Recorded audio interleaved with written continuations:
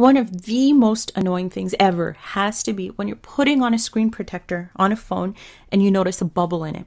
You guys know what I'm talking about. It happens to pretty much all of us. There's this bubble where the screen protector isn't touching the screen of the phone, and so the screen protector can't do its job.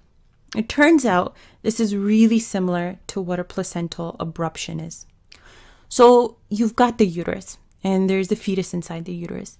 And there's a placenta, which, remember, is this pool of blood that has the oxygen and the nutrients that the fetus needs to grow and thrive.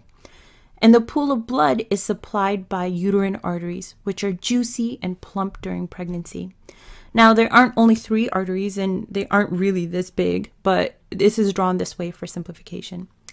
So what I've tried to show with this diagram is that the placenta is really nicely sealed to the wall of the uterus, and that's essential for the placenta to do its job. But what can happen sometimes for a variety of different reasons is that these uterine arteries here can tear. They can actually rupture. And the blood that's inside them will flow out and start to build up between the uterus and the placenta, like this. So this is kind of like that screen protector bubble that we were talking about earlier. And at this point where the placenta isn't attached to the uterus anymore, the placenta isn't receiving the oxygenated and the nutrient-rich blood anymore. So it can't do its job of turning it around and providing it to the fetus. So it turns out that this accumulation of blood can stay small, it can stay limited, or the bleeding can continue. And the pressure from that blood can dissect through, or it can tear through the seal between the placenta and the wall of the uterus, causing the placenta to separate from the wall of the uterus. And with that, some of the blood can leak through the vagina, which is usually how this condition is noticed. The mom will have some vaginal bleeding. Now, before we go any further, let's talk a little bit about some nomenclature. So when there's only a little accumulation of blood and it's hidden behind the placenta, it's called the concealed abruption. So concealed abruption. And as you can imagine, you don't get any vaginal bleeding with a concealed abruption, right? It's pretty much trapped behind, the blood is trapped behind the placenta.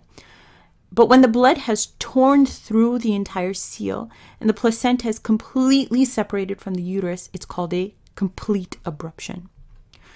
So getting back to some of the symptoms of abruption, the first is vaginal bleeding. Vaginal bleeding that occurs late in the course of the pregnancy, specifically after the 20-week mark. And that's referred to as antepartum bleeding. And there are 2 main causes of antepartum bleeding. One is placenta previa, which presents with painless antepartum bleeding.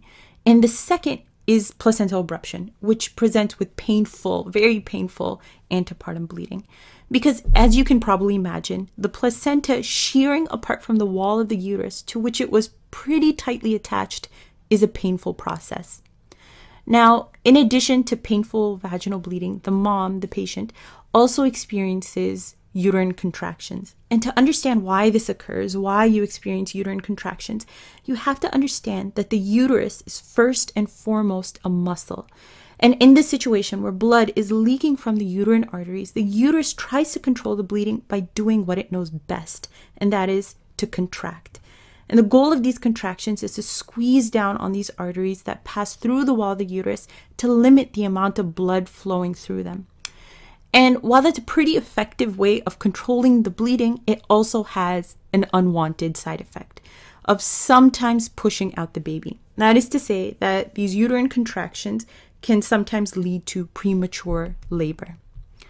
And while we're talking about the symptoms of placental abruption, let's not forget what happens to the baby. With the placenta being separated from its blood supply, the fetus isn't receiving the oxygen that it needs. So the fetus can become asphyxiated, and it can show with concerning heart tracings. So usually that's referred to as non-reassuring fetal heart tracings, which is abbreviated this way. And usually this constellation of symptoms is how placental abruption presents. And it's really important to know and to understand these symptoms. And it's because the diagnosis of placental abruption is primarily a clinical diagnosis.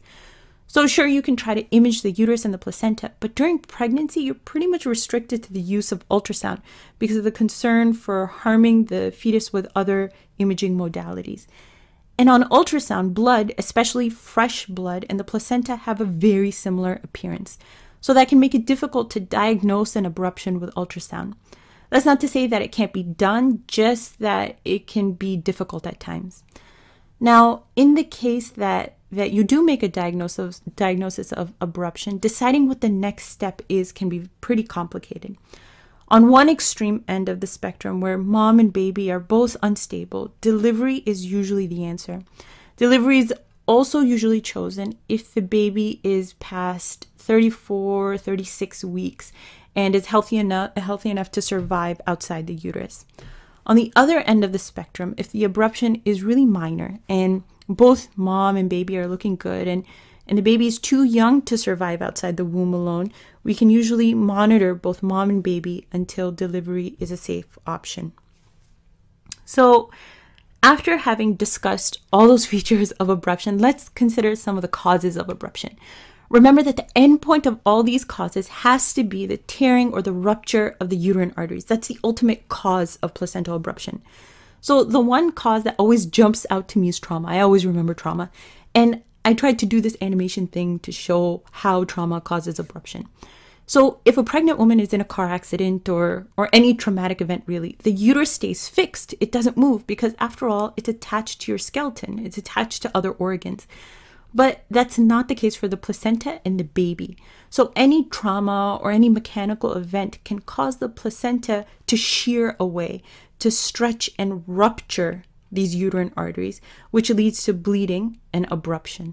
Now, as much as I tend to remember trauma as being the main cause of abruption, and you probably will too, trauma turns out to be a pretty uncommon cause. Most abruptions are actually due to chronic processes, long-term processes, that affect how blood vessels form early on in the course of the pregnancy. So causes such as hypertension or high blood pressure, smoking or cocaine use, these conditions cause diseased blood vessels to form. Blood vessels that are fragile, that are easily broken, right? That can lead to placental abruption. So in a nutshell, that is placental abruption.